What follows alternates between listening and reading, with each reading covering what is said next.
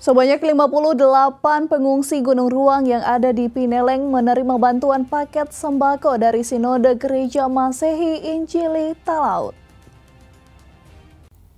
Dengan menggunakan KMP Bawal, sebanyak kurang lebih 500 paket bantuan dari Gereja Masehi Injili Talaut bagi korban yang terdampak erupsi Gunung Ruang yang ada di Tagulandang dan Manado tiba di Pelabuhan Tagulandang dan Bitung pada Minggu 25 Mei 2024.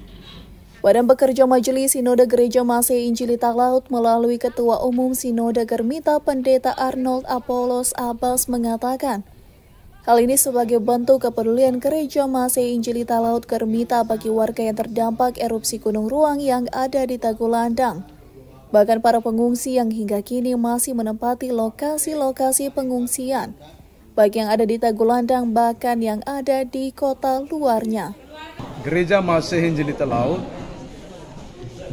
merasa bahwa panggilan untuk membantu saudara-saudara kita yang menjadi korban erupsi Gunung Ruang ini itu bagian daripada iman kita untuk membantu saudara-saudara yang terdampak.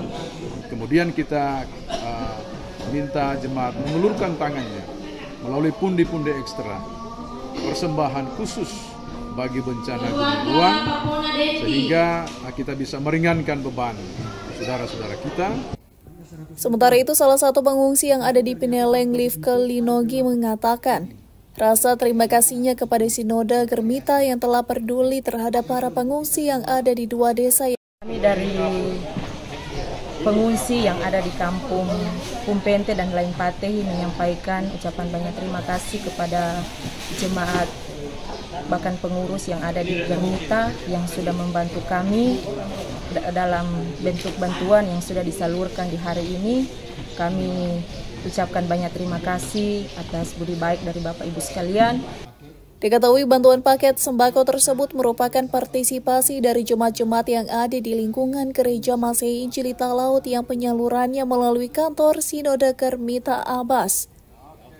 Berharap bantuan tersebut dapat membantu bahkan meringankan beban bagi para pengungsi yang hingga kini masih berada di lokasi pengungsian. Tim Liputan Kawanua TV melaporkan.